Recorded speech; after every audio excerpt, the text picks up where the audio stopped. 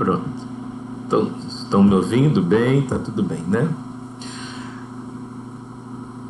Eu preparando a motivação para a aula de hoje, eu resolvi fazer um, um tour, uma visita virtual por diversos museus e para ver, né, como são as máquinas que do assunto que a gente está tratando. Então, existem máquinas, né, desde as originais que foram utilizadas Bom dia, lá. professor. Oi, bom dia, Micael. As máquinas que foram utilizadas lá pelos primeiros experimentadores, né, primeiros cientistas, e eles, né, desenvolveram as máquinas para poder justamente estudar e compreender os fenômenos que eles estavam verificando, observando e curiosos. E aí eu vi que tem uma infinidade de coisas interessantes oferecidas aí na internet. Já já eu vou mostrar para vocês, deixa eu aqui partilhar, né, minha tela com vocês, para vocês verem também, e depois eu vou deixar o link para vocês assistirem. Tá diferente o layout do...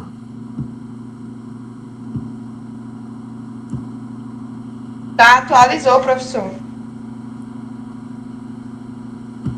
Foi, né? Vocês já tá mais bacana, né? Tá bem legal. Deixa eu até dar um registro aqui. Liguem suas câmeras para ficar legal um registro. Olha que layout bonito que tá. Caramba, não sabia não. Mudou. Terça-feira eu dei aula.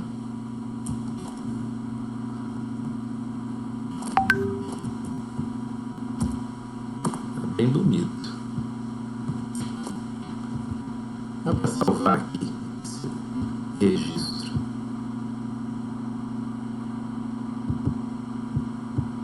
E aí, 04/06/21.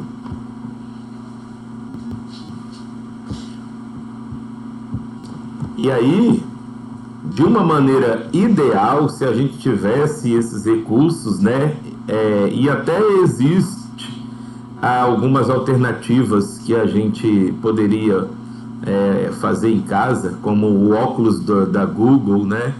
Existe um projeto para a gente fazer um óculos de realidade virtual para assistir algumas coisas, né? Mas essas luvas aqui também nos fazem ter percepções virtuais. Olha só que interessante. Então, de uma maneira ideal, se a gente tivesse esses equipamentos, a gente curtiria muito mais os museus virtuais.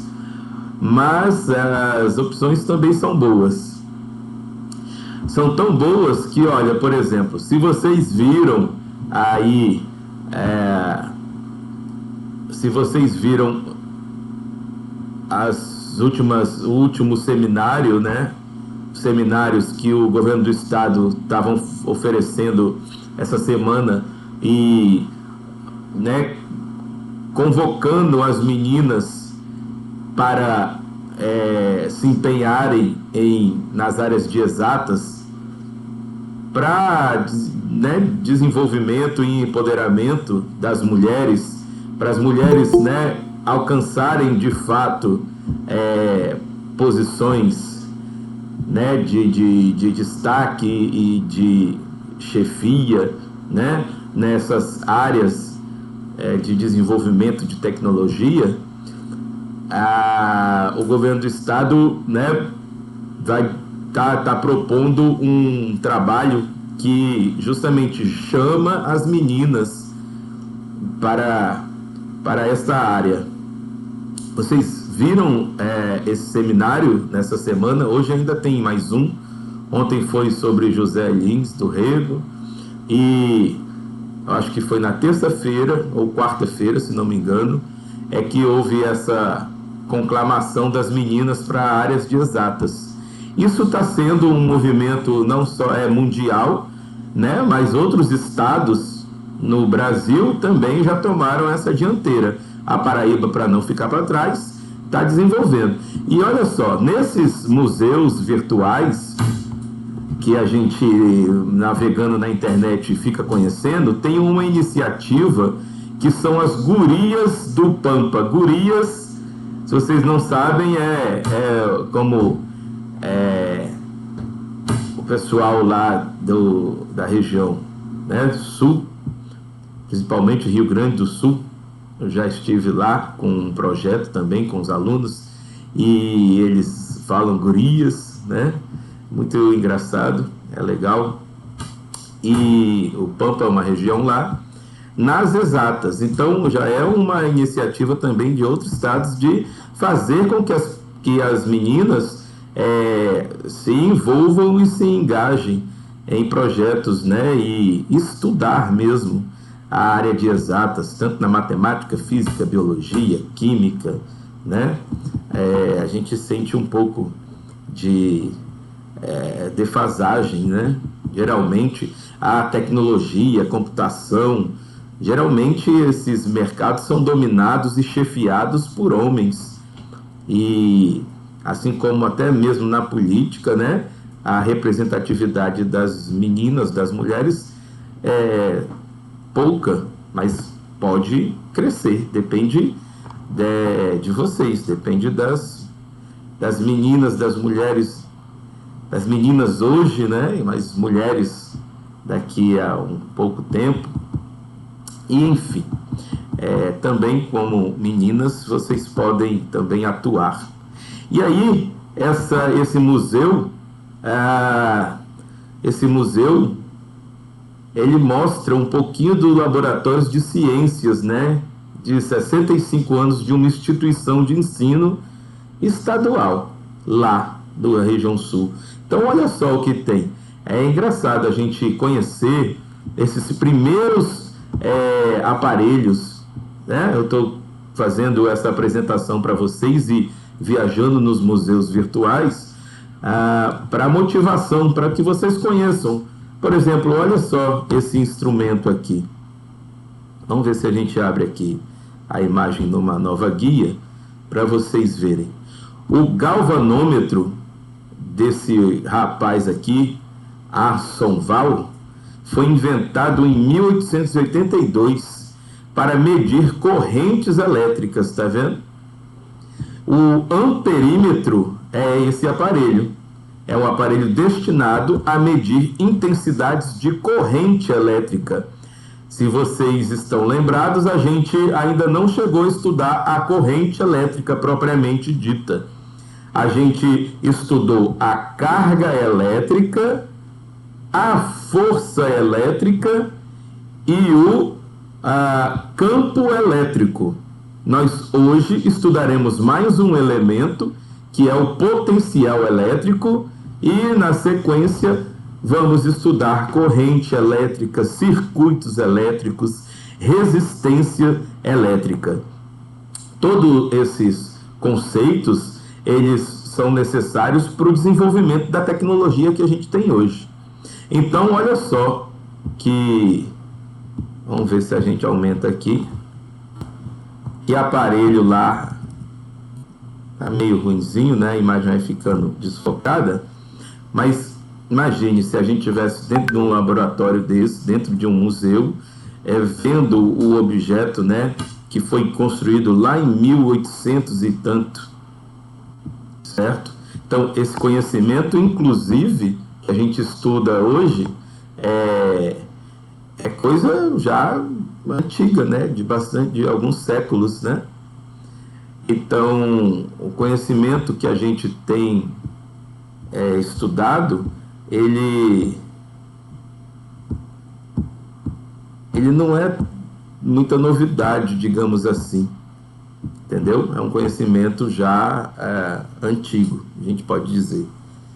E Bem, alguns ainda sentem dificuldade, mas isso a gente tem que superar com o estudo da matemática e com dedicação.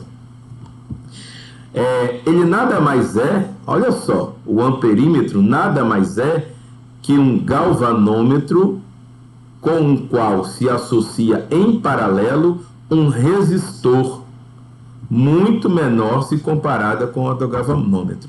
Então, exige, né, quando a gente faz uma leitura, a gente exige, inclusive, conhecimentos assim mais específicos. O que é uma associação, né? E o que é paralelo, uma associação paralela? A gente vai estudar isso e a gente vai ter condições perfeitas de compreender essa descrição desse texto. Mas já adiantando, a associação paralela, como o nome está dizendo, é quando você coloca os resistores paralelos, um ao lado do outro. Paralelos. Se fosse em sequência, seria um ligado ao outro, né? Então, na associação em série, eles estão em linha, conectados um ao outro. Quando a associação é paralela, a associação é lado a lado, certo? Não é uma associação em série. Vocês conseguem perceber? Essas canetas estão associadas em série, uma na sequência da outra. Essa associação, essas canetas agora, estão associadas em paralelo. Então, tá vendo, gente? É até interessante isso, né? A ciência, ela vai organizando as nossas ideias e com coisas simples, inclusive. Com coisas simples, o que é sério, o que é paralelo, mas a modificação traz consequências para justamente o funcionamento dessas máquinas. Tá certo? Outra coisa engraçada aqui, ó, interessante, e que a gente estudou, vamos tentar abrir agora também de novo numa outra aba, olha só, são equipamentos de experimento bastante antigos, tá vendo? Então você tem uma haste com uma corrente e uma esfera aqui na ponta, né, dessa corrente. O que será que eles estudavam com isso? Aqui tem a descrição. Esse dispositivo é composto por uma esfera de metal suspensa. Olha, se é esfera de metal suspensa e um anel é preso ao suporte pela qual a esfera pode passar sem dificuldades devido às suas dimensões e à temperatura ambiente. Abaixo da esfera é posicionada uma fonte de calor. Preste atenção. E devido a essa exposição, a esfera aumenta seu volume, expande e não pode mais passar do anel. O professor de matemática e astronomia Jacobs Gravesand desenhou esse dispositivo para demonstrar de uma maneira mais simples a dilatação volumétrica dos sólidos. Então, um experimento bem simples, que aí já não é de eletricidade, mas é de um assunto que vocês estudaram no segundo ano. Inclusive, estamos estudando neste momento, com o segundo ano, a dilatação dos sólidos. Então, é até interessante de lembrar a vocês essa necessidade, né, já que estão no terceiro ano, de fazer uma breve revisão dos assuntos das outras séries, né? Vocês têm que fazer e preparar um resumo e fazer uma lembrancinha, né? Vocês estão fazendo isso nesse momento? Como é que vocês estão? Tem feito alguma revisão, além de estudar o assunto do ano vigente? Isso é uma dica aí para vocês do terceiro ano, viu? Outro aparelho, olha só, as meninas lá do Rio Grande do Sul estão estudando bastante, então, né? Elas estão preparando, fizeram esse museu e esses equipamentos aí, olha, elas conseguem... Opa, cadê? Ah, aumentou bastante a... Olha aqui, é um tubo com um desvio, né? Vocês estão vendo? Então, se a gente fosse relatar esse experimento ou essa máquina, você percebe primeiro de tudo isso. Olha só, um tubo de vidro com um desvio. Ele não é um tubo reto. Por que será, né? A gente tem que instigar nossa curiosidade e nossa percepção científica para notar esses detalhes. Por que que esse tubo tem o pescoço tão longo? Por que que esse tubo tem o pescoço reto e esse outro não? Para que que eles são utilizados? Né? A gente está mostrando, inclusive, para vocês esse museu, para justamente vocês atentarem para isso. Existem diversos elementos diferentes e que eles são utilizados para demonstração de fenômenos também diferentes. Entendeu? Então, deve ter alguma razão para esse objeto ser assim. Vamos ver se eles explicam. Ó, nesse aparelho de Pascal, por exemplo, ele é utilizado para demonstrar experimentalmente o princípio de Pascal, segundo o qual a pressão em um líquido exerce no fundo de um vaso, qual a pressão que um líquido exerce no fundo de um vaso é independente da quantidade de líquido e da forma do vaso, dependendo apenas da densidade do líquido e da altura dentro desse vaso, né? Na altura deste vaso. Então eu tenho até que consertar aqui a frasezinha, a altura deste dentro do vaso. A altura... Não, está correto, né? Dependendo apenas da densidade do líquido e da altura deste dentro do vaso, né? Aparelho de Pascal. Vamos ver esse outro aqui. É uma foto um pouco mais distante. Então, novamente, é um aparelhozinho, né? Simples, mas que mostra comportamentos aí da natureza, principalmente do segundo ano. Uma simples balança, olha só, não sei se vocês já tiveram a oportunidade de visitar um museu, né? De ver coisas assim. Olha só, essa balança, pessoal, é aquelas balanças, parece de feira, né? Bem antiga. Funciona por qual princípio? Vocês sabem qual é o princípio de funcionamento de balanças desse tipo? Qual o princípio de funcionamento de uma balança dessa, por exemplo? Alguém arrisca dizer? Poderia ser para para medir o peso assim equilibradamente, assim, precisamente, digamos assim.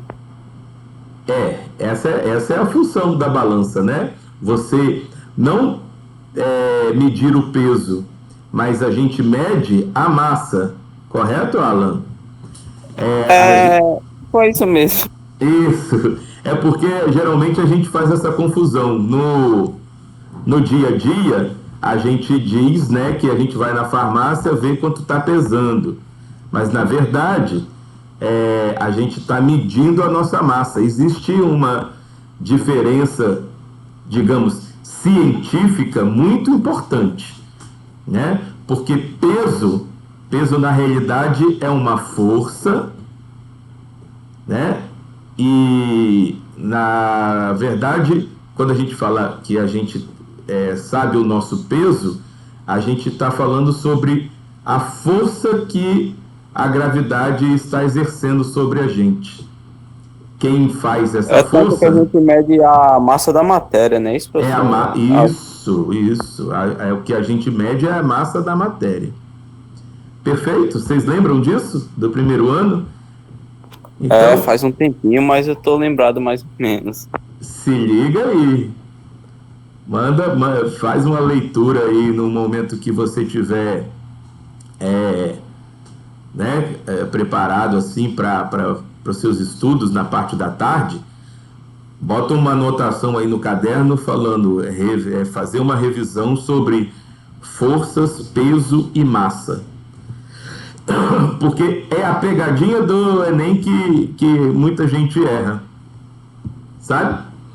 Mas enfim, vamos ver mais uma coisinha aqui no nosso museu. Vamos tentar ser mais rápido, para a gente poder visitar outros. Esses são museus das meninas do Sul. Então tem balança de todo tipo, olha só. Então qual é a mais precisa? Tem a de precisão. Qual é a diferença?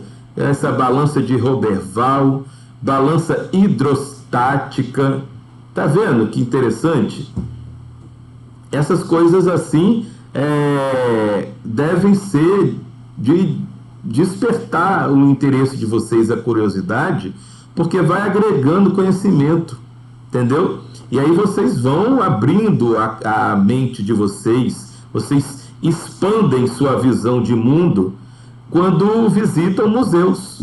Não só museus de ciência, mas museus de cultura geral. A gente vai ver já um massa pra caramba. Muito mais legal talvez do que até esse. A gente já vai passar. Só quero mostrar aqui mais uma bobina de indução magnética, tudo equipamento lá dos primórdios da pesquisa, tá entendendo, gente? Bobina de indução eletromagnética. Olha só, a gente vai estudar o que é indução eletromagnética. Já está respondendo aqui, falando que é o surgimento da corrente elétrica temporária em circuitos temporários sobre influência de outros condutores. Tá vendo? Então, é uma investigação a respeito da natureza que nos permeia, que nos envolve. A gente está envolto a esse ambiente, a essa realidade, e ela se comporta de uma maneira que o homem buscou entender. Por entender como a natureza funciona, a gente pôde construir equipamentos justamente para verificar e poder desenvolver, né, melhores tecnologias. Tá vendo que legal? Manômetro, hemisfério de Magdeburgo. Nossa Senhora! Olha, isso é de 1654, tá vendo? Na cidade natal de Magdeburgo, na Alemanha, um tal von Guericke confeccionou uma esfera oca de metal de 0,5 metro de diâmetro, formada por 2 hemisférios que se encaixavam de forma precisa. Não foi possível separá-los, nem mesmo com o esforço de parelhas de cavalos. Ao final, concluiu-se que a pressão atmosférica dificultava a separação dos 2 hemisférios, dentro dos quais a pressão era muito menor devido ao vácuo que foi realizado. Então ele fez essas esferas e retirou o ar dentro dela, desigualando as pressões da parte interna da externa. E aí não se pôde mais separar as esferas. Você imagina o que aconteceu, né? Então o cientista começou a perceber que existe alguma coisa na atmosfera, né? Ou ela provoca uma pressão na realidade que pode ser muito forte. Na verdade, a gente suporta uma pressão atmosférica muito considerável. Se ela atuasse apenas num sentido, nós seríamos completamente esmagados, né? mas como a pressão atmosférica ela atua igualmente em todos os lados, então a gente não termina não sentindo. Mas se ela viesse só de cima para baixo, por exemplo, a gente seria achatado. Isso é muito, muito louco, muito interessante. Também é uma coisa que a gente fica vendo nos museus. E... Oi. Mas quanto maior a altitude, maior vai ser a pressão, né? Exercida. O que será que deve ser? Será que a pressão ela varia com a altitude, mas será que aumenta? Vamos ver. Vocês podem fazer a pesquisa de vocês, ó. Pressão varia com altura. Ou como? Como a pressão varia com a altura? Tá vendo que interessante? Todos os seus questionamentos, gente, hoje em dia, com acesso à internet, é simples, é fácil a gente construir nosso conhecimento. O que eu estou querendo mostrar aqui é que a figura do professor, hoje em dia, é mais de mostrar os caminhos para vocês. É mais interessante que, ao ter um questionamento, que a gente não dê a resposta pronta para vocês. Olha só, tenta fazer essa pesquisa, dá uma lida e depois conta para a gente o que você aprendeu, o que você conheceu. Vai ficar mais interessante do que o professor entregar respostas prontas, entendeu? Eu vou deixar como curiosidade, essa pergunta é maravilhosa e vocês podem pesquisar. Como a pressão varia com a altura? Será que aumenta? Se a pressão é devido às camadas atmosféricas, será que eu tenho mais ou menos atmosfera se eu subo lá em cima no topo do Monte Everest, por exemplo, a cerca de 8 quilômetros, né? Tá vendo? 10 elevado a 3. 10 elevado a 3 é 1000. 8 vezes 1000 é 8.000 metros de altitude. Tá vendo? 8 quilômetros de altitude é o Monte Everest. Imagina isso. 8 quilômetros, só que para cima. A pressão atmosférica olha só, 0,36 da pressão atmosférica no nível do mar. Então é menor. Portanto, no topo do Monte Everest, o valor da pressão atmosférica é aproximadamente 36% do seu valor no nível do mar. Então, vocês já tiveram uma dica aí especial. A pressão atmosférica, quanto mais você sobe, é maior ou menor? Vimos que menor. Mas, para vocês entenderem completamente esse assunto, vocês vão ler e procurem, quando lerem, pessoal, ler mesmo, entendeu? Não procura vídeo, não. O vídeo é um recurso bom também, mas que você pode recorrer depois de fazer uma leitura. A leitura vai te desenvolver muito mais. Se você ler e você escrever, ou fazer anotação de tudo que está aqui, você vai estar treinando seus 3 sentidos. Você vai estar vendo, você vai estar usando o tato, você, se repetir, você vai falar, você vai estar usando a voz, entendeu? Então você vai construindo no seu cérebro estruturas, né, que a gente chama de sinapses, e você vai adquirir aquele conhecimento. Se você só vê, você só assiste o vídeo, você só está, né, ouvindo e vendo alguma coisa se o cara mostrar. Então você treina um sentido só, ou 2. Quanto mais sentidos você treinar, aquele assunto fica mais internalizado na sua mente. Então, por isso que você tem que readquirir o hábito de escrever. Leia, escreva, fale. Quando você vai aprender inglês, os professores de inglês mandam a gente usar a maior quantidade de recurso que você tiver. Então, para você estudar, você precisa, né, se você quiser de fato ter vantagem sobre outras pessoas, utilizar os seus sentidos. Mas enfim, foi uma ótima pergunta e eu vou deixar inclusive aqui para vocês o link. Cadê o chat? Cadê? Aqui. Ó. A balança de precisão dá um resultado exato e a balança de dois lados, médio aproximado, ou seja, não é tão eficiente. Mais ou menos isso, né? Que você vai ter cada vez mais precisão naquela medida. Aí, por exemplo, num tipo de balança, você tem precisão até a primeira casa decimal. Aliás, numa balança normal, você tem precisão numa casa decimal. Numa balança de precisão, você tem até a terceira casa decimal. Então, dependendo do instrumento, né, você tem leituras cada vez mais precisas, mais eficientes.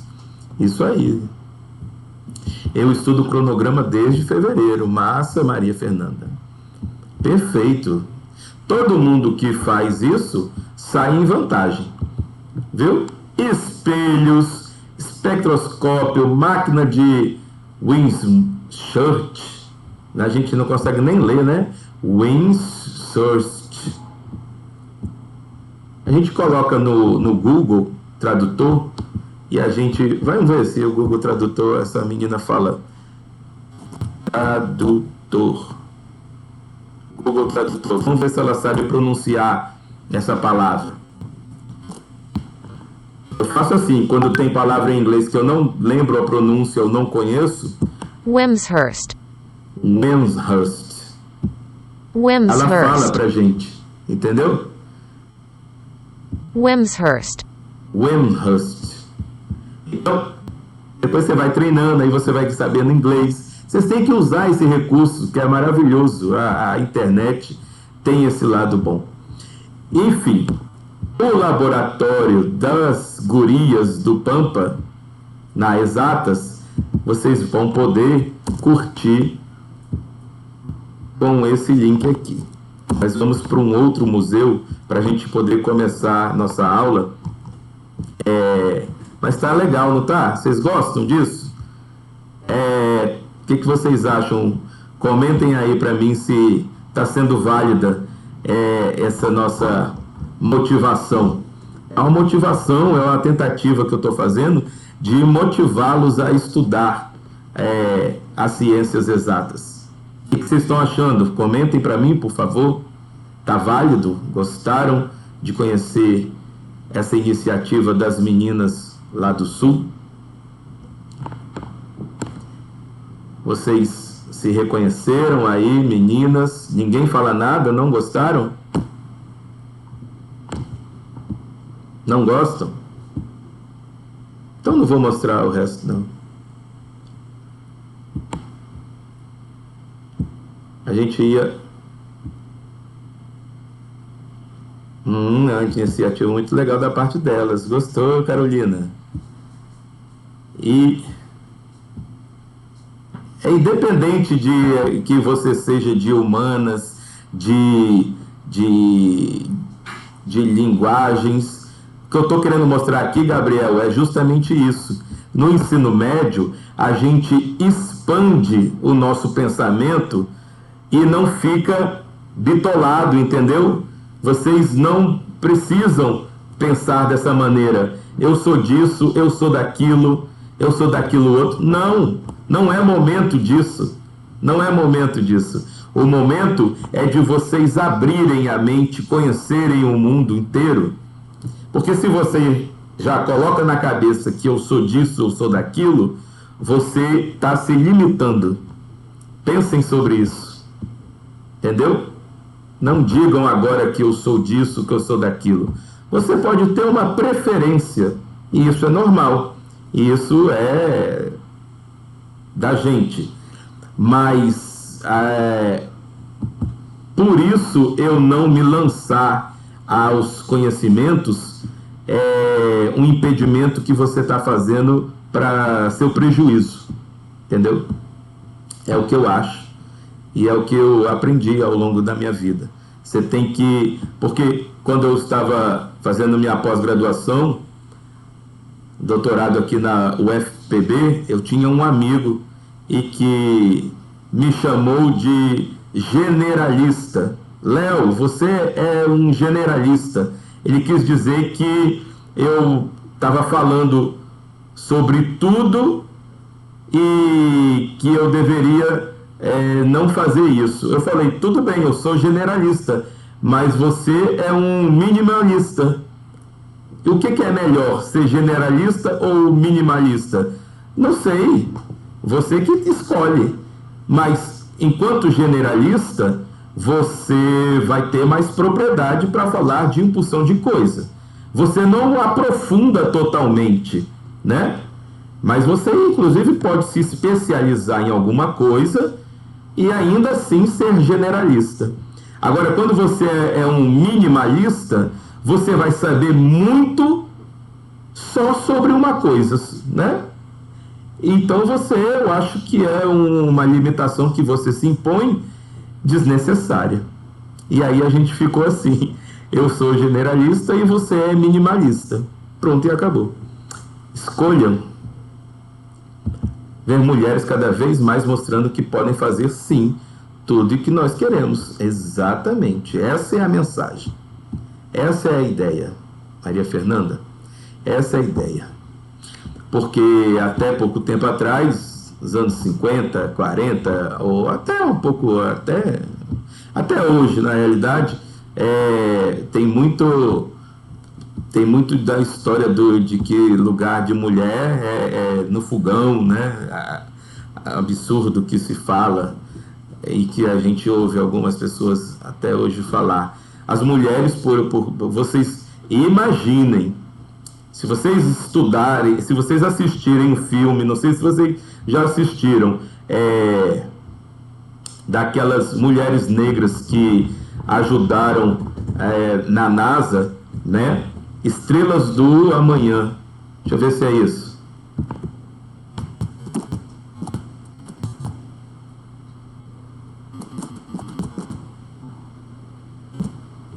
Estrelas do Amanhã. Se vocês puderem assistirem esse filme, se vocês puderem assistir esse filme, assistam, que é muito... Além do Tempo. Hidden Figures. Estrelas Além do Tempo. Vocês já assistiram esse filme? É um filme que conta a história real de 3 mulheres negras, né? De mulheres negras que contribuíram significativamente para a evolução da Agência Espacial Americana, né? Para poderem fazer os voos.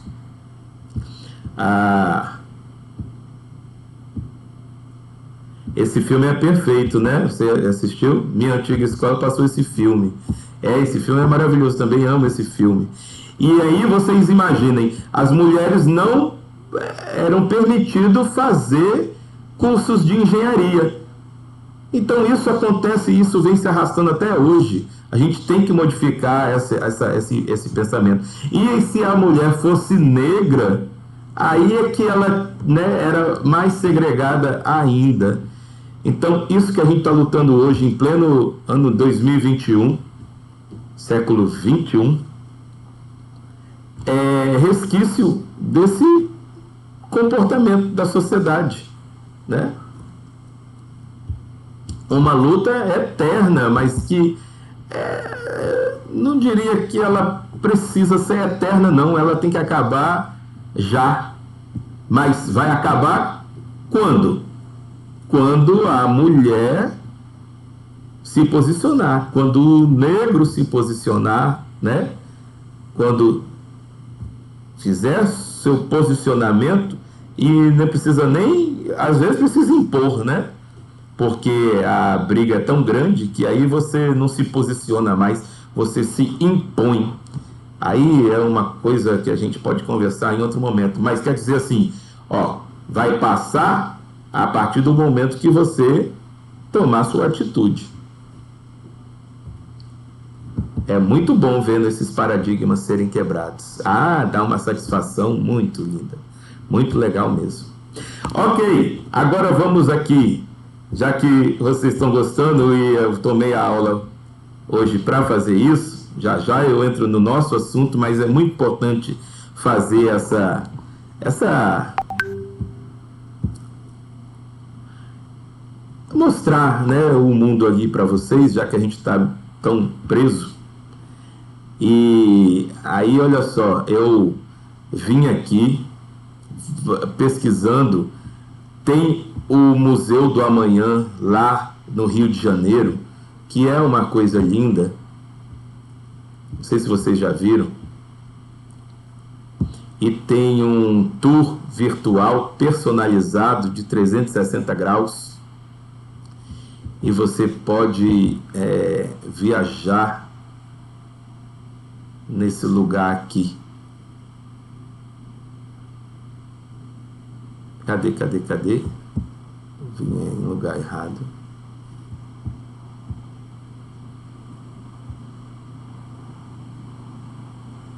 Cadê? Pelo amor de Deus. Bem, aqui, ó. O Museu do Amanhã, lá no Rio de Janeiro. Sou louco para visitar, ainda não visitei. Mas você consegue ter um panoramazinho aqui, lá na Ilha do Governador, acho que é, né? No Rio de Janeiro. E, opa,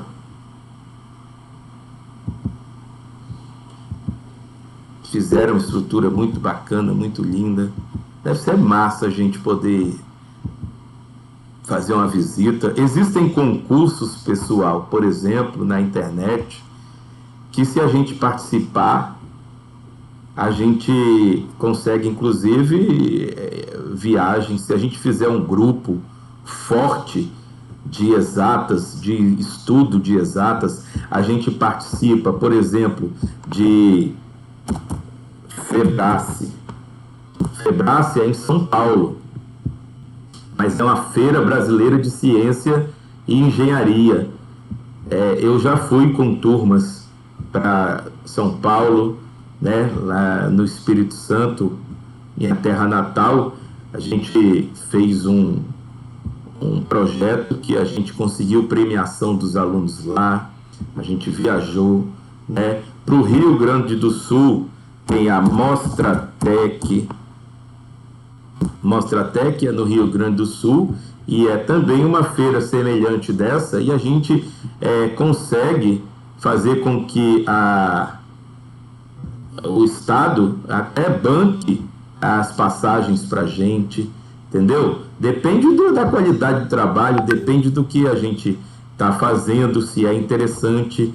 E com projetos vocês já devem ter percebido que eu tenho, né, gosto por fazer projetos desse tipo e participar. Bem, é uma chance que a gente tem de conhecer esses lugares aqui bacanas, né? É muito legal.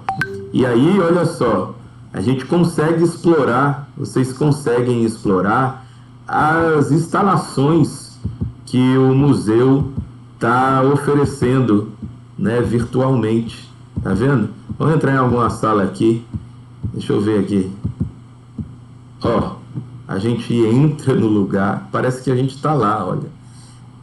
E aí a gente vê essa instalação, essa sala, ela está apresentando uma série de inovações que estão acontecendo. Os que têm relacionado à energia, eu acredito que seja até essas bicicletas aqui, diferentonas, não tão diferentonas, mas elas devem ter algum dispositivo. Olha aqui, vocês estão vendo umas manivelas aqui? né? Tem umas manivelas que a gente talvez até utilize as bicicletas para geração de energia. Você carrega a bateria, enquanto pedala, você pode estar carregando a bateria do seu celular, né? Vocês já viram inovações desse tipo? Qual inovação você conhece interessante? Vocês já viram alguma inovação tecnológica? Vocês têm curiosidade e acompanham essas informações? Vocês já viram uma bicicleta que gera energia e carrega celular? Que ideia vocês têm? O que vocês gostariam de criar? O que vocês acham interessante que seria uma inovação? Vocês pensam sobre isso?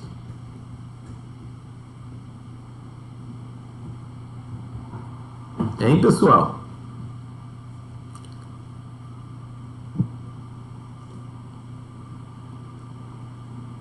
Alô? É um pouco difícil pensar isso hoje em dia. Por quê, Ana Carolina?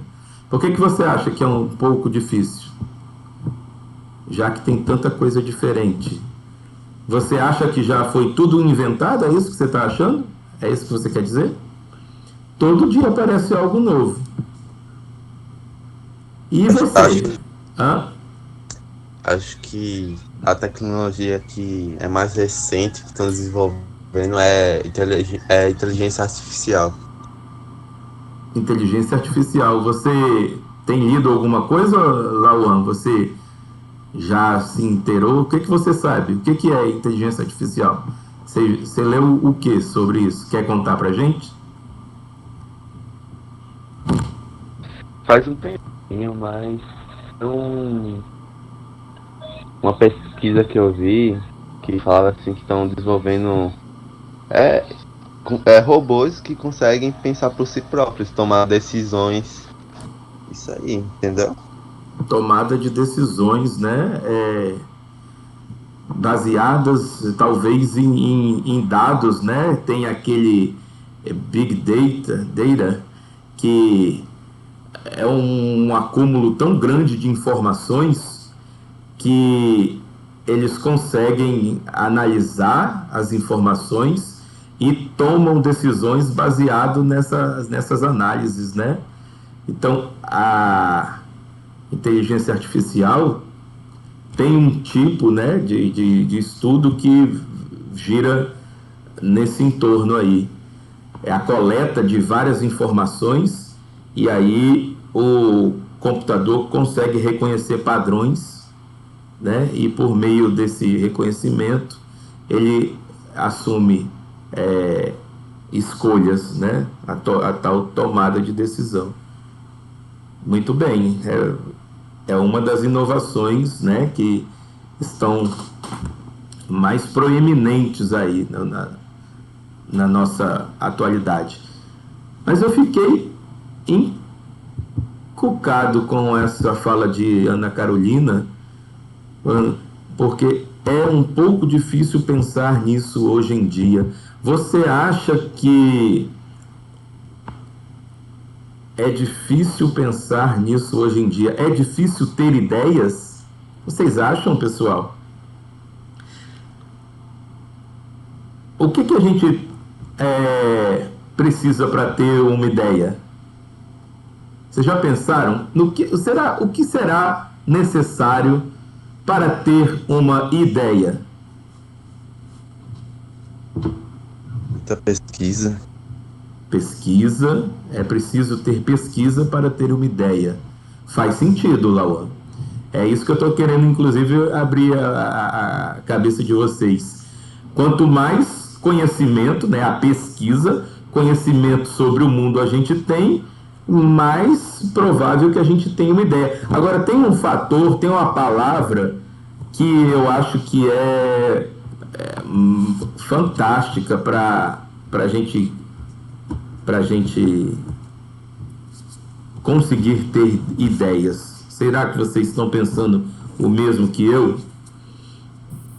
ter conhecimentos de várias coisas. É isso que o Lauan estava dizendo. Pesquisa, né? Pesquisar, ter conhecimento. Mas, o que mais? Mas só que se a gente só pesquisar e ter conhecimento, a gente só vai conseguir reproduzir o que já fizeram. A gente só consegue repetir. Porque ter conhecimento do que já existe, né? Agora, como é que será que a gente tem ideia? O que é uma ideia?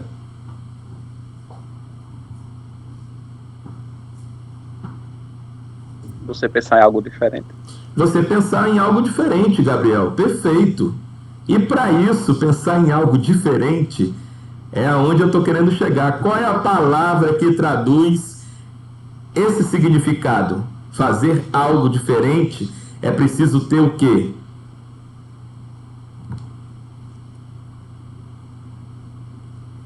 Criatividade. Perfeito, cara. Criatividade. Vocês já viram essa palavra? Vocês escrevam essa palavra. Criatividade. O que é criatividade? É a atividade de criar. Isso é ter uma ideia. É você inventar coisas. Pode ser um melhoramento de o que já existe, né? Mas você vai dar com sua criatividade, você vai dar um tchan, um diferencial. Agora, você também pode criar, realizar a atividade de criar o que ninguém pensou antes. E vocês podem fazer isso. Não pensem que é difícil. Porque só de pensar dessa maneira, você já eliminou sua criatividade. Você está se prendendo, entendeu? Não se prendam. Soltem a imaginação. Vocês têm que fazer isso, galera. Eu principalmente, eu percebo muito, mexo muito com artesanato. Que lindo, que massa. Eu percebo, às vezes, que na escola vocês são mais tradicionais que até mesmo os próprios professores. Os professores têm tentado e têm um movimento muito grande de buscar em vocês essa criatividade. Quando a gente solicita participação nos projetos, quando a gente solicita que vocês falem numa aula, quando a gente solicita que vocês façam uma atividade, é a gente tentando fazer vocês saírem dessa posição que geralmente nos ensinaram a ter quando assiste uma aula. É só o professor colocando coisa na cabeça de vocês. Isso é assim, isso é assado, isso é aquilo outro. É assim. É assim, é assim. Não, vocês têm condição de sair dessa zona de conforto. Perfeito, Ana Carolina.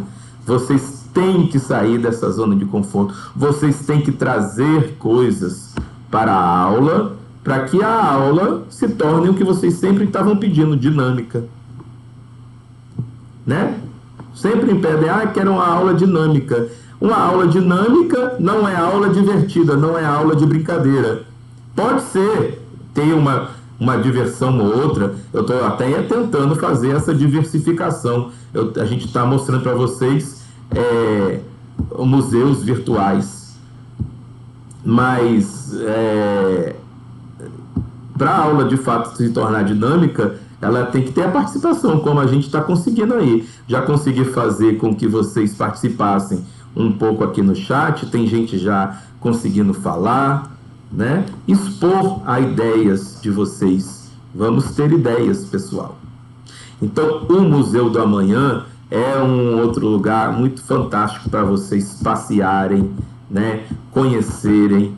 Para de ficar assistindo vídeo de youtuber que fica fazendo uma bobagem, catando lixo nos Estados Unidos, ou sei lá, fazendo as brincadeiras sem graça. Vão visitar os museus, ó, tem tudo aí, de graça para você entrar, coisa que você não precisa nem viajar. E se quiser viajar, vão participar de concursos e vamos expor nossas ideias e conseguir financiamento ou um prêmio do governo, do estado. Dá jeito da gente conseguir, inclusive, passear, viajar, ganhar prêmios, mas vocês têm que produzir. Se vocês só ficarem esperando o professor colocar a ideia na cabeça de vocês, não vai ser tão legal. Aliás, não dá resultado. Resultado existe quando vocês, né, se lançam a fazer essas coisas. E aí, só para a gente terminar, eu vou depois falar com quem tiver interesse que me buscar, se é que eu estou correndo um grande perigo, se eu vou esperar se que alguém tome iniciativa de fazer um grupo e de a gente participar desse torneio virtual, promovido pela estação Espaço Ciência, lá de Pernambuco, é um estado vizinho, que daria, assim, muito mais chances de a gente, possivelmente, uma vez visitar. Quem sabe, né, que a gente consiga. O concurso vai até o final do ano, e é uma maneira de a gente buscar participação, uma atividade inicial aí, né? É um 6º torneio virtual de ciências, que agora é nacional. As escolas de todo o Brasil podem participar das disputas. As inscrições podem ser abertas e feitas a qualquer momento. Vai ter premiação, medalha digital para cada desafio. Mas a premiação final, somente serão premiados os que cumprirem ao menos 5 desafios. A gente pode assistir esse vídeo, vocês assistam. Quem tiver interesse, a gente explora melhor e a gente pode se organizar para participar desse desafio. Quem sabe, quando, né, estiver todo mundo vacinado, eles têm marquem uma visita, a gente consiga. E aí, lá no IFRN, eu dei aula nos anos de 2018 e 2020 e 2019, a gente foi no Espaço Ciência lá em Pernambuco, lá em Recife. E aí eu fiquei conhecendo esse ambiente aqui com os alunos. É muito interessante para a gente ver os experimentos de eletricidade que a gente está estudando. A gente fica conhecendo jogos de estratégia, essa gaiola de Faraday, as pessoas entram aqui e ficam protegidas, né, da eletricidade externa. Tem um experimento que a gente une todo mundo, faz uma corrente humana, e aí a gente toma um choque. Na realidade, o último só que toma um choquezinho. É bem legal. Tem esse anel que faz saltar, um anel metálico, né? A gente fica conhecendo uma porção de coisa legal, bacana, diferente. Motor iônico, pêndulo caótico, pêndulo eletrostático. Tem muito experimento de eletricidade, entendeu? E aí tem outras áreas, tem outras instalações. Olha, molécula de água, um barco solar, tá vendo? Aproveitamento de energia de várias fontes, canhão de água, canal de água. Tem uma série de lugares bacanas para a gente conhecer presencialmente ou virtualmente, né? Por enquanto, virtualmente. Mas existem muitos lugares legais. Agora, só dá para ir, só dá para conhecer se a turma e a escola se engajar, né? Senão fica sempre aquela coisa tradicional mesmo. Não dá para evoluir se não tem engajamento, se não tem interesse, se não tem participação. Infelizmente. Tá certo, pessoal? Então, olha, vimos aqui uma série de motivações para que a gente utilize a internet de maneira apropriada, que a gente se estimule a estudar de uma maneira mais efetiva, né? Eu falei sobre uma porção de coisas, eu espero que eu tenha dado alguma luz para alguns, ou por quantos eu puder alcançar, será melhor. Tá bom? Era esse o papo da motivação. Foi bastante prolongado. Para quê? Para agora a gente ter coragem de estudar o que interessa. Estudar o que mais interessa hoje, que é conhecer o que é potencial elétrico. Essa foto eu amo porque foi uma atividade que a gente estava fazendo com uma turma. Ficou muito legal isso. Bem, preparados? Querem pronunciar alguma coisa, algum posicionamento? Alguma questão, algum agradecimento, alguma qualquer coisa?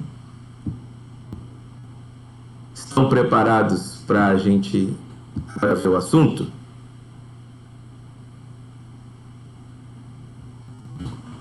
Certo. Vocês são muito acanhados, hein? A gente fica pensando assim, olha, ou não gostaram nada do que eu falei, nada do que eu mostrei, ou foi desinteressante, sei lá, a gente fica... eu fico especialmente incomodado. A participação de vocês é muito, sabe, passiva. Muito... Professor, isso não acontece só na sua aula. Eu sei, Micaene, mas eu sei que é nos outros também. Mas eu só estou dizendo assim, como que a gente fica, assim, sem direção, entendeu? A gente fica perdido. Será que aquilo que eu propus e que eu falei agora, eles gostaram? A gente fica sem saber, a gente fica sem norte, sem direcionamento. É estranho, é complicado. Ok, olha só. Então, de tudo que a gente falou até agora, a gente está, então, tendo que transformar nosso pensamento. Agora eu vou mostrar uma coisa para vocês, que é a física. Aí a gente tem que usar a abstração. A gente tem que conseguir imaginar, por exemplo, essa figura aqui, olha. O que representa ela? Eu tenho um I aqui, nessa figura, com um pontinho. E eu tenho um F aqui. Aí eu tenho uma linha azul que liga o ponto I ao ponto F. Isso daqui parece ser, então, um caminho, uma trajetória.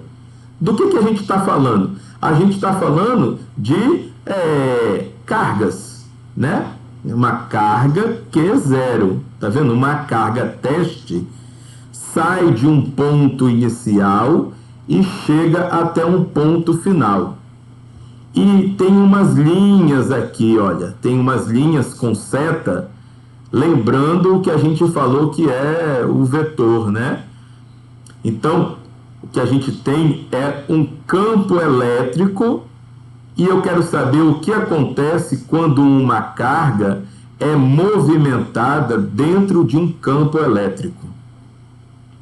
Quando uma carga é movimentada dentro de um campo elétrico, é necessário que se realize um trabalho, porque vocês lembram lá do primeiro ano que o trabalho é nada mais nada menos que o produto da força vezes o deslocamento. Então, olha só que coisa interessante. Eu estou agora tentando estudar o movimento de uma carga elétrica dentro de um campo elétrico. Eu sei que vai ser necessário um trabalho para realizar este movimento. Quando eu faço isso, eu vou definir o seguinte, olha. Eu vou definir que foi necessário uma energia para fazer isso. E essa energia é a energia potencial. Ela é nada mais, nada menos que a quantidade de trabalho necessário para mover uma partícula de um ponto de referência a um ponto específico contra o campo. Por definição, o trabalho é realizado sempre contra este campo. Porque é o campo que está fazendo, né, impedindo dele se movimentar. Está causando, de qualquer maneira, uma espécie de resistência. Quando a gente movimenta uma carga de um ponto para outro, quando a gente movimenta uma carga elétrica de um ponto para outro, é necessário a gente realizar um trabalho. Percebem isso? A gente já teve que mudar totalmente a nossa mente aí para viajar neste pensamento. Então a gente precisa conhecer esse movimento da partícula, esse movimento da carga, para poder, né, como eu já falei, construir esses equipamentos, essa tecnologia. Ok, sabendo disso, sabendo que a energia potencial, né, vai ser igual a esse trabalho de uma força externa para realizar esse trabalho, a gente pode fazer a comparação com uma energia potencial que a gente já conhecia. Isso não é novidade, é nada mais, nada menos que... Bateram aqui, Vitor? Você pediu água? Desculpa, é que chegou o rapaz da água.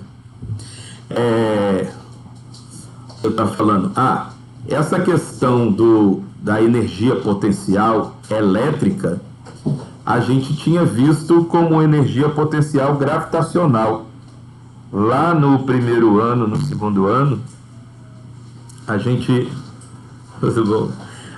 fala sobre energia potencial, mas no caso de um campo gravitacional. A gente está falando agora dos fenômenos elétricos e a gente tem também, então, o campo elétrico. E da mesma maneira, uma partícula que se movimenta nesse campo tem uma energia associada, certo? Então, é isso que vocês precisam imaginar. No caso da energia potencial elétrica, ela vai ser descrita de uma maneira matemática muito semelhante à da energia potencial gravitacional. Tá aqui, olha. São essas equações. Certo? Não, Vitor, sem fazer barulho, tá me atrapalhando. Só um minutinho aqui que o rapaz da água chegou. E eu tô pagando ele aqui.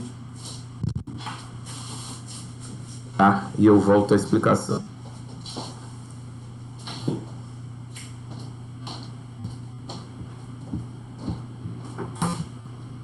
Certo. Então vamos nos concentrar. O que eu estou dizendo é que energia potencial elétrica ou eletrostática é a mesma coisa, só que de fenômeno diferente, né? Por isso que é uma analogia com energia potencial gravitacional. Se vocês não lembram, a energia potencial gravitacional é escrita como o produto da massa vezes a gravidade vezes a altura que o objeto estava. Então, se você solta, por exemplo, esse celular de uma determinada altura, ele tem uma energia potencial gravitacional associada a ele. Da mesma maneira, se você tem uma carga elétrica imersa num campo elétrico, tá vendo aqui? Olha, eu estou tentando indicar com o vetorzinho. Quando a gente tem uma carga elétrica imersa num campo elétrico, ela está sujeita a uma força elétrica, certo? E ela também se desloca de um ponto inicial para um ponto final, né? Na verdade, o contrário. Para a gente calcular essa altura H, a gente pega o final menos o inicial. Tá vendo? Então, energia potencial gravitacional é calculado como massa vezes gravidade vezes altura. A energia potencial elétrica ou eletrostática é calculada como o valor da carga vezes o valor do campo vezes a altura que ela se desloca. Tá vendo? Então a analogia é perfeita entre esses dois fenômenos, gravitacional e elétrico.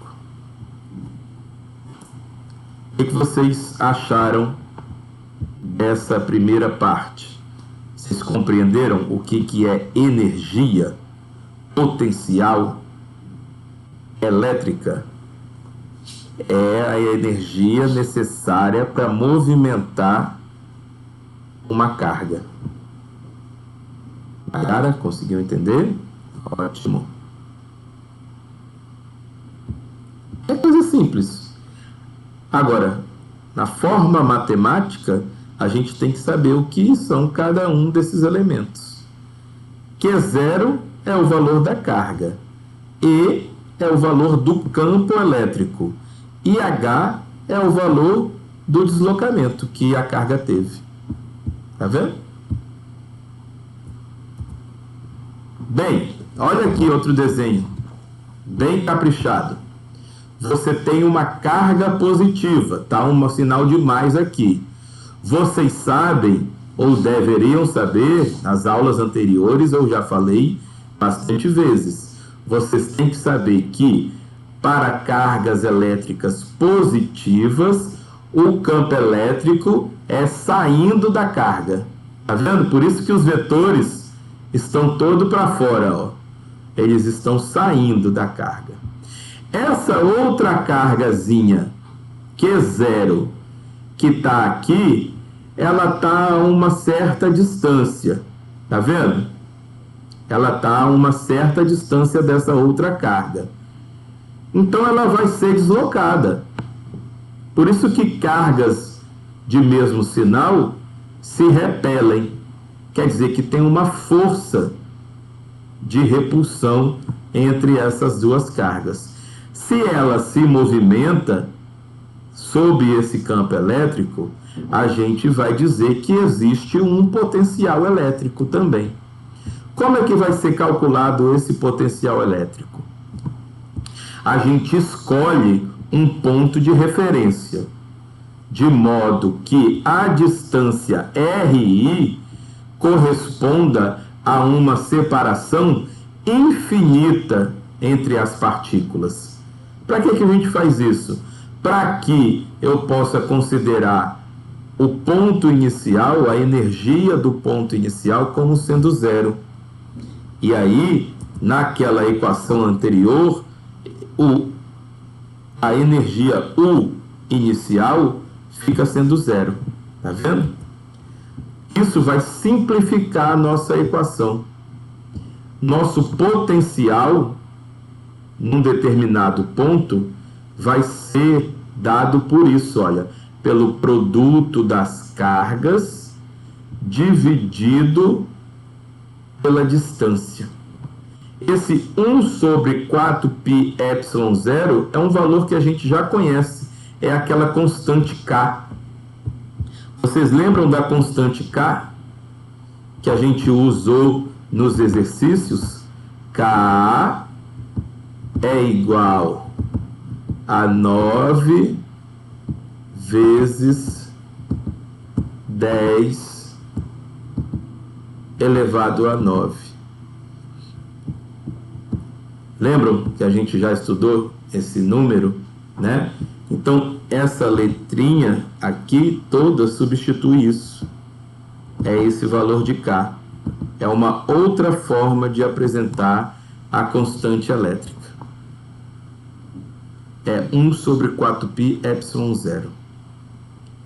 Bem, o trabalho, ou seja, o valor do potencial é o negativo do trabalho realizado pela força do campo elétrico sobre a partícula, com carga para trazê-lo desde o infinito até R. Potencial elétrico é calculado dessa maneira. A gente imagina que a carga está lá no infinito, está bem distante, entendeu? Da carga que está gerando o campo. Então, a carga Q0, ela está lá bem distante, lá no infinito. Qual é a energia potencial lá no infinito? A gente considera que seja zero. Qual vai ser a energia para eu trazer? O que eu preciso fazer? Quanto que eu preciso gastar para trazer essa carga lá do infinito, lá de bem longe, até uma certa posição dessa outra carga aqui? Porque elas são de sinais iguais. Então, elas estão se repelindo. Eu tenho que fazer força contrária, né, para trazer ela para cá. Entendeu? Então, fica com uma energia potencial aí guardada, né, que foi justamente o trabalho realizado para colocar ela neste ponto. Tá vendo? É como se eu tivesse que trazer alguma coisa. Pensem assim, que a gente precisa ter feito para suspender uma caixa cheia de garrafas, por exemplo, um engradado de garrafas, para colocar em cima da mesa. Então a gente precisa fazer um esforço. No caso da carga elétrica, é da mesma maneira. A gente precisa, né, gastar, realizar um trabalho para colocar ela numa determinada posição. E a este trabalho, ao negativo deste trabalho, a gente denomina potencial elétrico. Energia potencial elétrica. Tá vendo? Aqui a gente tem um exemplo, olha.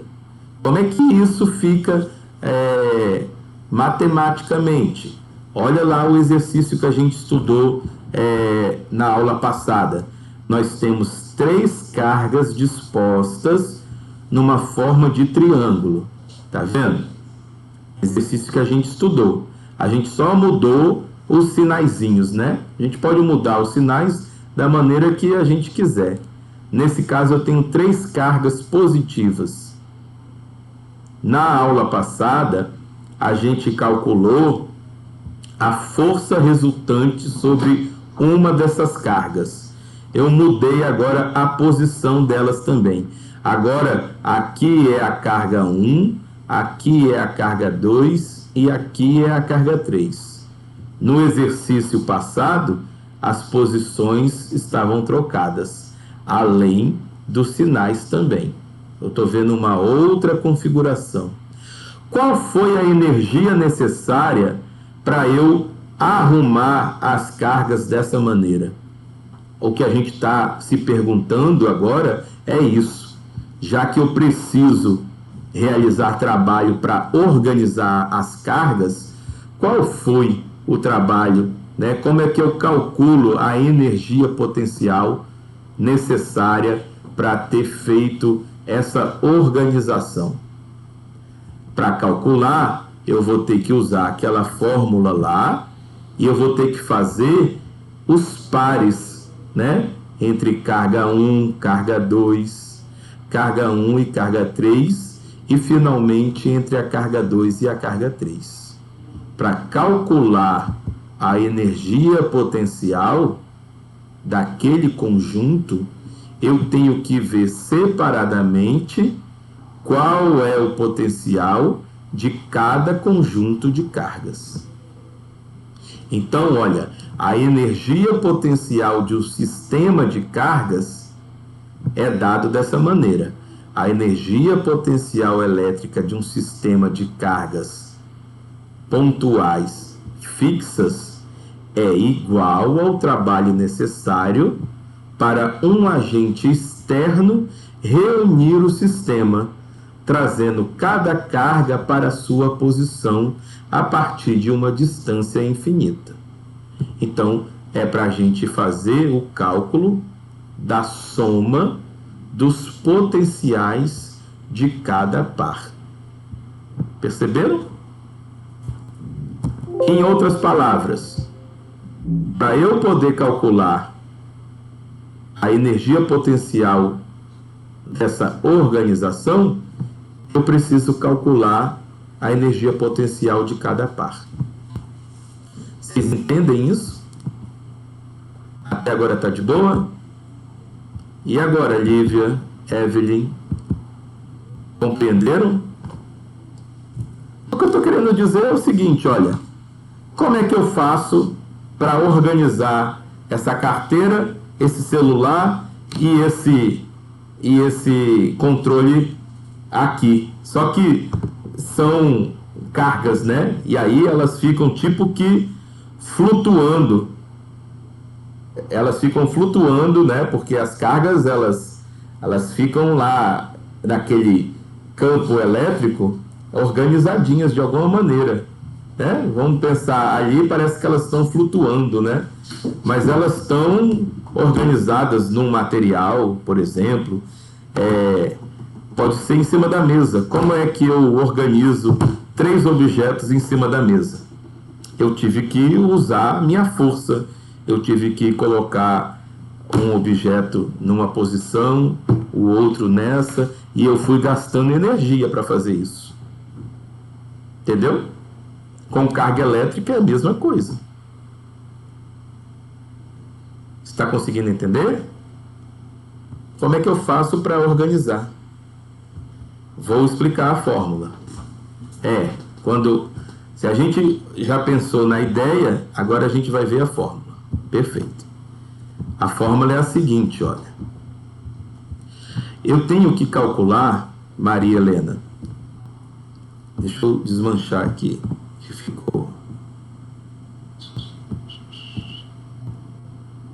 Opa. Eu quero desmanchar e a borracha não está aparecendo.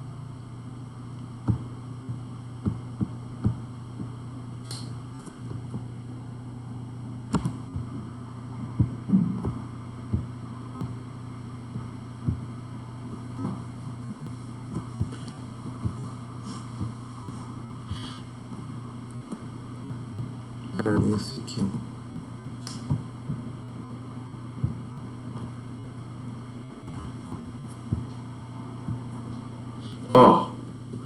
Energia potencial, vou escrever desse jeito aqui para vocês.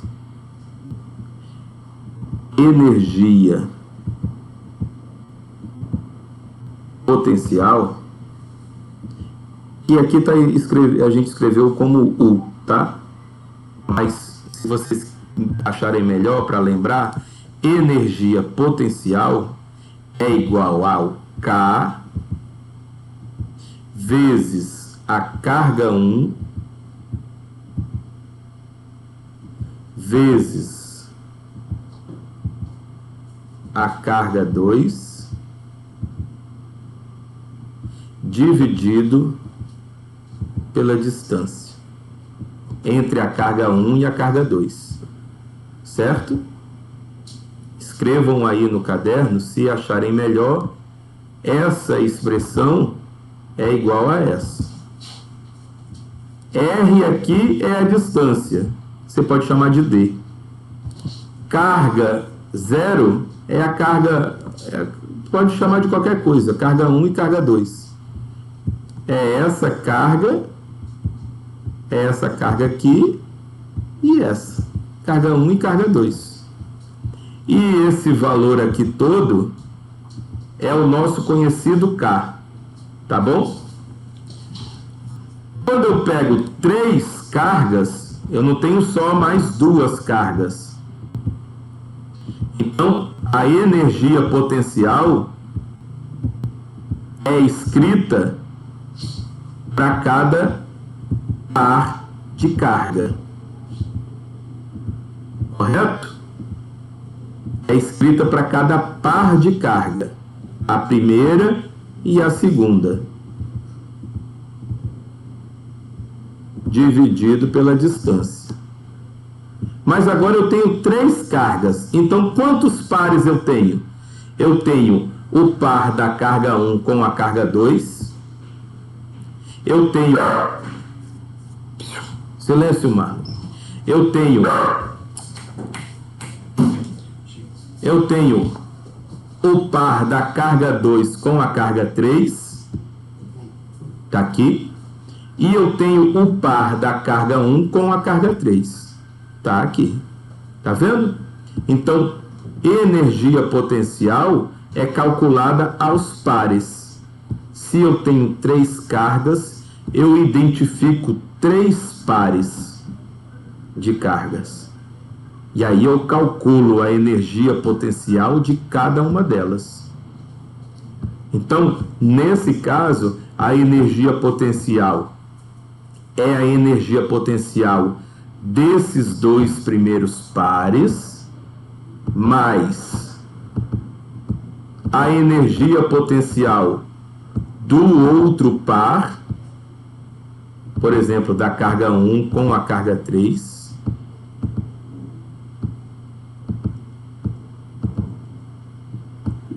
dividido pela distância entre elas. Nesse caso, as distâncias são iguais, tá vendo? D, D e D. Mais a energia potencial do último par, que é a entre a carga 2 e a carga 3.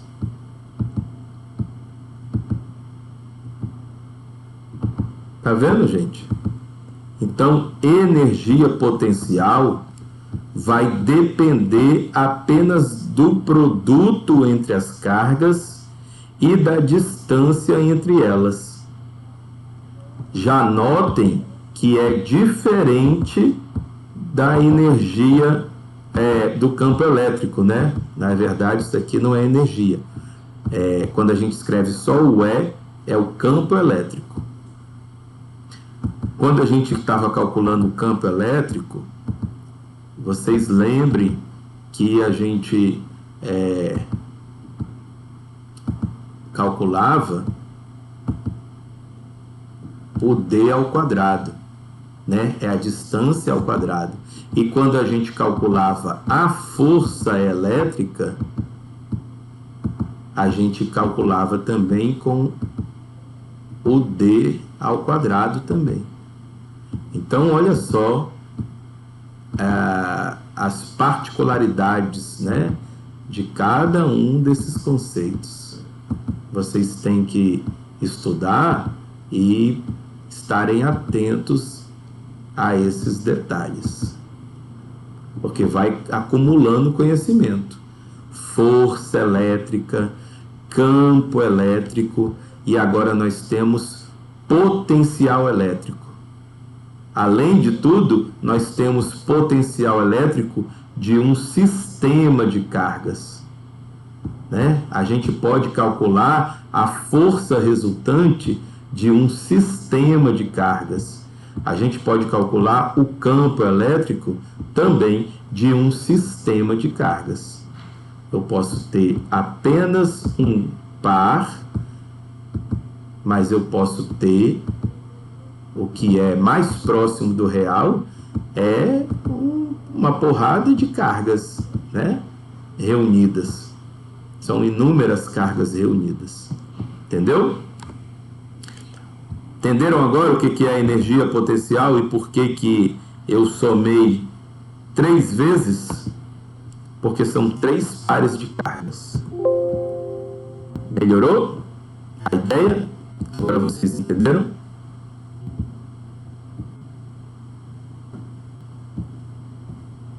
Massa. Isso aí. É bastante diferente, eu acho, que de tudo que vocês já viram na vida, né? Quando a gente vai estudando a física assim, um pouco mais profundamente, já no 3º ano, a gente tem que ter um nível de abstração e de conhecimento da matemática considerável. Por isso que se estuda no 3º ano, por isso que não ensina eletricidade para o 1º ano. Porque no 1º ano a gente ainda está formando a ideia do pensamento abstrato com vocês, né? 1º ano estudou, já sabe bastante coisa, já sabe bastante abstração matemática, mas não é o momento ainda de ver situações assim, né? No 3º ano a gente já tem que botar a cachola para funcionar e chegar a essas conclusões. Conclusão: energia potencial é uma propriedade do sistema de cargas e não de uma carga individual. Tá vendo que legal? É uma definição bem distinta do campo elétrico. O campo elétrico é um ente que a carga gera, né? A carga tem um campo elétrico. Agora, a carga não tem uma energia potencial. A energia potencial é a propriedade do sistema de cargas. Isso é uma coisa bem sutil e que a gente precisa compreender. Certo? Aqui nós temos um outro exemplo. Na verdade, então, a energia é contada 2 vezes por cada par de carga. Então, a gente, quando tem muitas cargas, basta fazer a somatória e dividir por 2. Tá vendo? Uma convenção que a gente faz é a seguinte, olha, se a energia potencial é maior do que 0, a gente diz que as cargas estão livres. Se o potencial é menor do que 0, a gente diz que as cargas estão ligadas. Então, na formação das moléculas, as cargas estarão sempre ligadas. Se as cargas estiverem livres, né? Se uma carga, se um átomo de oxigênio estiver ligado a 2 átomos de hidrogênio, você tem uma molécula de água. Se elas não estiverem ligadas, você não tem a molécula de água e você não consegue formar a própria substância. Vocês estão entendendo que viagem que é? Quando a gente consegue compreender esse fenômeno, a gente consegue entender como que as coisas são formadas na natureza. Então, as moléculas, os átomos, eles vão se para formar as substâncias. No universo, aconteceu assim, né? As cargas, elas foram se juntando, foi aparecendo partículas cada vez mais complexas, aí surgiu o átomo, esses átomos também foram se juntando e foram criando as substâncias. Por exemplo, num planeta, a água, ela pôde ser formada por conta, né, desses princípios, entendeu? É bem complicadinho, Fernanda. É bem novo, eu acho, assim, mais por ser uma coisa que está sendo vista pela primeira vez. Talvez seja mais isso. quanto mais vocês, é igual ao inglês mesmo, quanto mais vocês tiverem contato, essa complicação aparente vai desaparecendo, né? Eu, quando comecei a estudar na faculdade, que precisava ler livros em inglês, eu achava muito complicado. E eu não tinha Google Tradutor na época. Era com o dicionário. E eu tinha que ler, escrever palavra por palavra. Entendeu? O conceito é mais importante que o cálculo?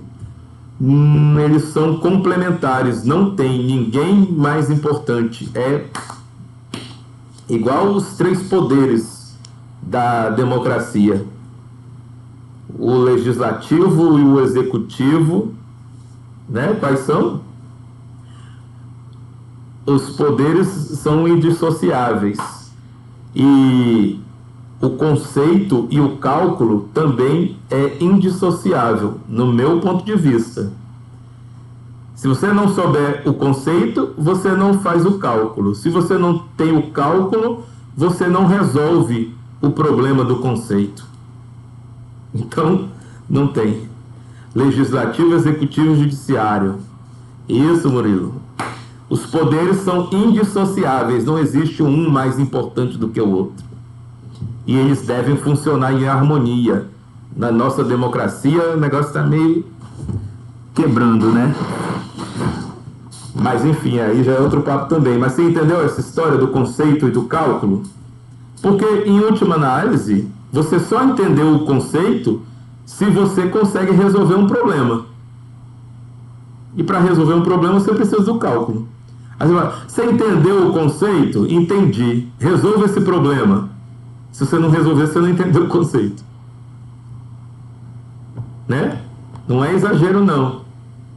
Agora, é claro que existem níveis de complexidade. A gente conversou sobre isso na aula passada. Né? Existem níveis de complexidade. E no Enem, vou repetir aqui porque é uma coisa muito verdadeira e muito legal. No Enem, se você resolve problemas que todo mundo resolve, você está naquela média e sua nota fica baixa, olha só. Agora, se você consegue resolver exercícios que pouca gente consegue, os mais complexos, talvez, ou que exigem mais habilidades de cálculo, mais habilidades de matemática, mais habilidades de física, né? Se você consegue coletar dados, se você consegue ter uma visão ampla do problema, você consegue resolver problemas que poucas pessoas resolvem. E aí, então, sua nota é mais alta. Vocês entendem esse sistema, pessoal? Vocês já tinham pensado com esse ponto de vista, com essa ótica? Vocês sabiam disso?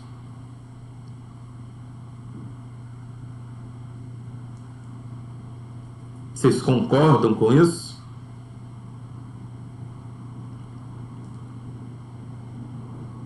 Porque é fato, não estou inventando não, entendeu? A nota é assim.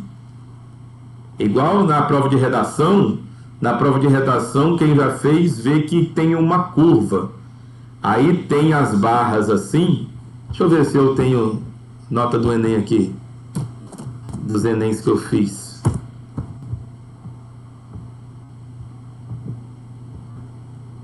Resultados do Enem.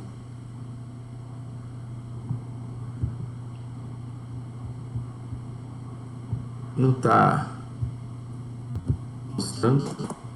Está fora do ar esse?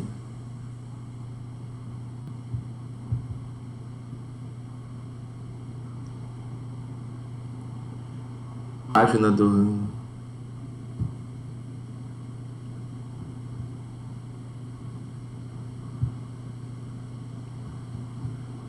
Ó. de 2009 a 2014. Eu acho que o último que eu fiz foi... Quando é que eu entrei?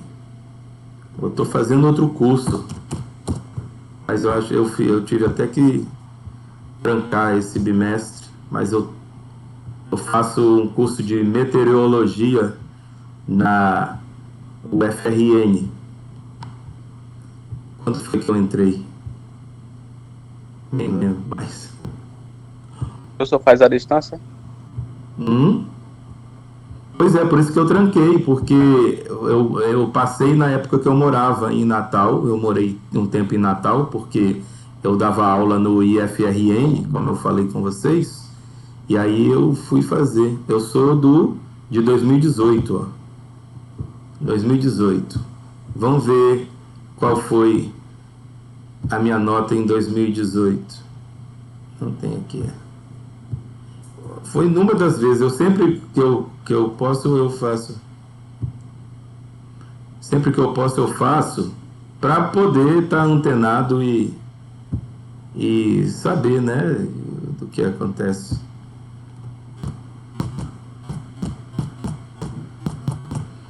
Vai demorar aqui para mostrar, mas o que eu queria mostrar para vocês é assim: existe uma curva na prova de redação que eles colocam as pessoas numa região em que, né, que você tiver mais nas pontas da curva, são menos pessoas que alcançaram nota mais alta. No meio da curva é que tem mais gente que acertou, com uma nota mediana, entendeu? Na época que eu fiz, eu fiquei até com uma nota mediana. Mas, enfim, eles classificam as pessoas dessa maneira. Tem o que é todo mundo igual, a maioria das pessoas conseguem fazer algumas coisas, e outras que se sobressaem. E aí eles separam dessa maneira. Qual é a prática, né? Qual é o resultado prático desse tipo de seleção? É que vão sobrar os cursos, para quem tem nota mais baixa, vai sobrar os cursos que de repente você não tem escolhido para fazer. Porque às vezes alguns cursos exigem notas bem altas. E aí muita gente termina fazendo um curso que não desejava, porque sua nota só deu para passar naquele curso. O que o senhor acha da prova de física? Eu acho, na prova de física de Enem, você precisa estar, como todas as outras, muito bem preparado. É um preparo de 3 anos de estudo. Você tem que se dedicar e dar todo o seu empenho nos 3 anos. Opa, já deu a nossa aula. E aí, na próxima aula, a gente vê o que é o potencial elétrico, porque a gente estudou o que é energia potencial elétrica, e a gente faz os exercícios, viu? Então, eu acho isso. Depois eu posso falar um pouco mais, Maria Fernanda, mas eu acho que a prova de física é a prova de quem está preparado e bem preparado para tudo. Não é difícil, mas também não é de mão beijada, não é entregue. Falou, pessoal? Eu vou tentar aqui ver como é que a gente faz chamada.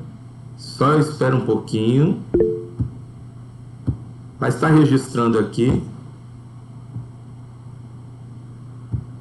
Só para eu puxar a nossa famosa chamada. Falou? Abraço. Tchau, tchau, galera.